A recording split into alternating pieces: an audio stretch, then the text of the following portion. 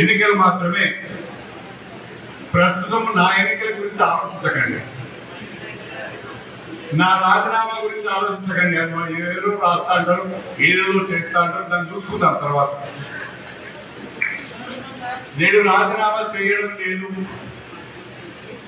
Speaker గారు ఏ నిర్ణయం తీసుకుంటారో వారి నిర్ణయం తర్వాత నా కార్యాచరణ ప్రణాళిక ఉంటుంది.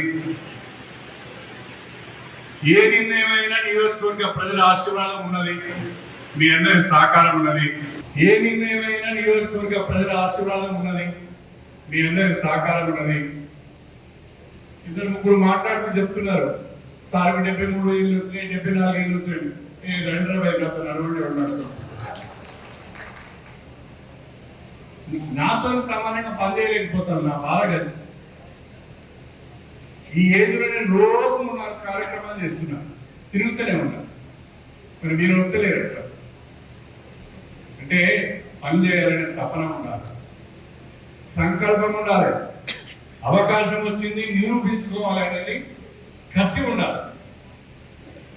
చాలా మంది ఎమ్మెల్యేలు అయితే, మంత్రులు అయితే తర్వాత ఎవరు గుర్తులో పట్టాడు, మర్చిపోతాడు.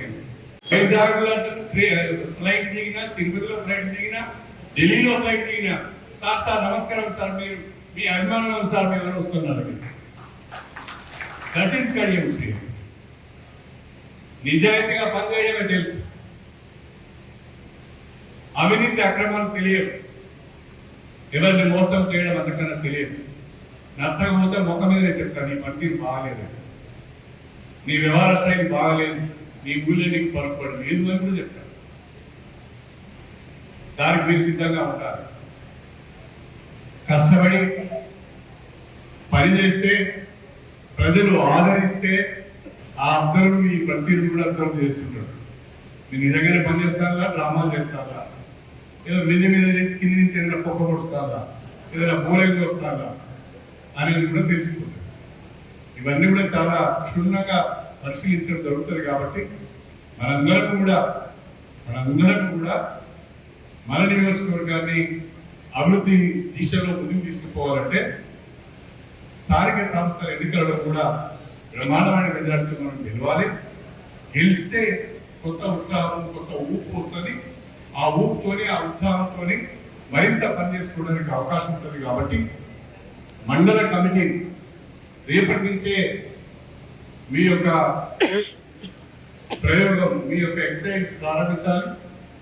మీ మండలంలో ఉన్న గ్రామాలు, మండల కమిటీలు, మండల సమన్వయ కమిటీ సభ్యులు, మీ మండలంలో ఉన్న గ్రామాలు, ఆ గ్రామాల్లో వచ్చిన రిజర్వేషన్స్, దాని ప్రకారం ఎవరైతే బాగుంటుందో మీరు ఎక్సర్సైజ్ చేయాలి. గ్రామ కమిటీలతో కూడా మాట్లాడాలి, వాళ్ళు మీటింగ్ పెట్టుకొని ఓ నిర్ణయం చేయమని చెప్పాలి. రేపు 26, రేపు 25, ఎల్లుండి 26 వరకు మండల కమిటీలు, సమన్వయ కమిటీ సభ్యులు మీరు ఆ ప్రతిపాదనని కూడా నాకు అందజేయాలని చెప్పి నేను కోరుతున్నాను. కాంగ్రెస్ పార్టీ ఒక పరీక్షకు నిలబడుతున్నాం. ఆ పరీక్షల సమయంలో నువ్వు దూరంగా పోతే, నీ దారి నీదైతే నువ్వు ఆ దారినే పోవాల్సి వస్తుంది తప్ప కాంగ్రెస్ పార్టీలో దానిలో రావు అని చెప్పి నేను ఈ సందర్భంగా స్టేట్ సెంట్రల్ నియోజకవర్గంలోని ప్రతి మండలము, ప్రతి గ్రామము, ప్రతి మున్సిపాలిటీలోని నాయకుల యొక్క, కార్యకర్తల యొక్క బలాలు, బలహీనతలు కూడా నాకు తెలుసు. తప్పకుండా ఎవరు అవకాశాలు వచ్చినా రాకుండా పార్టీ కొరకు పనిచేస్తారు. రేపు వాళ్ళకి అవకాశాలు ఇవ్వాల్సిన అవసరం వస్తుందని గుర్తించే విధంగా మీరు పనిచేయాలి. ఒకవేళ సర్పంచ్ ఎన్నికలలో అవకాశం రాకపోతే అయినా కూడా పనిచేసిన వాళ్ళని గుర్తుపెట్టుకొని తర్వాత ఎన్నికలలో, తర్వాత నామినేటెడ్ పదవులలో వారికి అవకాశం కల్పించే బాధ్యత నాది అని చెప్పి నేను ఈ సందర్భంగా తెలియజేస్తున్నాను. ఎందుకంటే ఎక్కువ మంది పోటీ పడుతుంటారు. పార్టీ పరంగా ఒకరికి అవకాశం వస్తుంది కాబట్టి అవకాశం వచ్చిన వాళ్ళని గెలిపించుకోవాల్సిన బాధ్యత అసలు సిసలైన కాంగ్రెస్ పార్టీ కార్యకర్త పైన ఉంటది అని చెప్పి నేను ఈ సందర్భంగా తెలియజేస్తున్నాను. కాంగ్రెస్ పార్టీ పేరు చెప్పుకునే చాలు ఏదో 4 పనులు చేసుకోవచ్చు అనే ఆలోచన మాత్రమే. పార్టీ అధికారంలో ఉంటేనే ప్రతినిధులు ఉంటుంది, పార్టీ అధికారంలో ఉంటేనే 4 పనులు చేయవచ్చు, గ్రామంలో ఇంత మంచి పేరు చేసుకోవచ్చు అనే ఆలోచనతో పనిచేస్తే పార్టీ బలంగా ఉంటుంది అని చెప్పి ఈ సందర్భంగా తెలియజేస్తుంది. మనం ఈరోజు గ్రామ పంచాయతీ ఎన్నికలకు పోయినప్పుడు ప్రతి గ్రామంలో కూడా రాష్ట్ర ప్రభుత్వం చేసిన అభివృద్ధి కార్యక్రమాలు చెప్పవచ్చు, స్థానికంగా ఎమ్మెల్యే చేసిన అభివృద్ధి కార్యక్రమాలు చేయవచ్చు చెప్పచ్చు, ఎంపీ గారు ఇచ్చిన నిధుల గురించి కూడా మాట్లాడుకోవచ్చు. మనం ఎక్కడ కూడా ఏ ఒక్క కాంగ్రెస్ పార్టీ కార్యకర్త కూడా తల వంచుకునే తప్పుడు పనులు మనం చేయలేము. ఏ ఒక్క కాంగ్రెస్ పార్టీ కార్యకర్త కూడా ముఖం చాటేసుకునే తప్పుడు పని మన ప్రభుత్వం చేయలేదు. ఎక్కడికైనా గల్లా ఎగిరేసుకుని పోవచ్చు.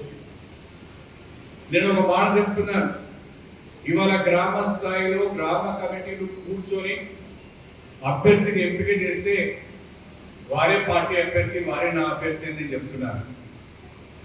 కానీ నాకు ఇది డబ్బులు తీసుకొని నువ్వే సర్పంచ్ పో అని చెప్పే అలవాటు లేదు, బీఫామ్లు అమ్ముకునే అలవాటు లేదు, పదవులు ఇచ్చి పైసలు తీసుకునే అలవాటు లేదు. నేను 2 సంవత్సరాల నుంచి చూస్తున్నారు. గతంలో నా ఇంట ఉన్న వాళ్ళు చూసారు, ఇప్పుడు మీరు చూస్తున్నారు. అవకాశం రావాలి అంటే పార్టీకి విధేయులై ఉండాలి. అవకాశం రావాలి అంటే పార్టీ కొరకు పనిచేయాలి.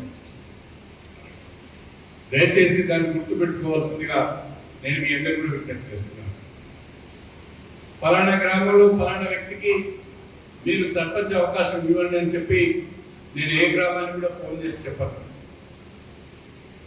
నిర్ణయం మీదే, అభ్యర్థి ఎంపిక మీదే, ఆయనను గెలిపించుకునే బాధ్యత కూడా మీదే అని చెప్పి నేను ఈ సందర్భంగా తెలియజేస్తున్నాను. ఇంతకంటే ప్రజాస్వామ్యబద్ధంగా ఏ ఎమ్మెల్యే కూడా ఉండడు. నేను మీకు అవకాశం ఇస్తున్నాను. అన్నిటికంటే మించి ఈ ఎన్నిక నాది కాదు, మీరు నాకు ఓటేస్తలేరు, మీకు నేను ఓటేసుకుంటున్నాను. రేపు ఇక్కడ కూర్చున్న వాళ్ళలో దాదాపు ఒక 146 మంది సర్పంచులు కావాలి. ఇది మీకు వచ్చిన అవకాశం, మీరు ప్రజాప్రతినిధులుగా ఎన్నిక కావడానికి వచ్చిన అవకాశం. ఈ అవకాశాన్ని మీరు ఉపయోగించుకోవాలి.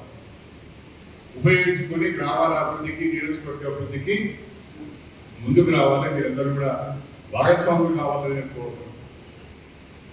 ఈ 2 సంవత్సరాల కాలంలో మన నియోజకవర్గంలో ముందుగా రాష్ట్ర ప్రభుత్వం చేసిన అనేక కార్యక్రమాలు ఉన్నాయి.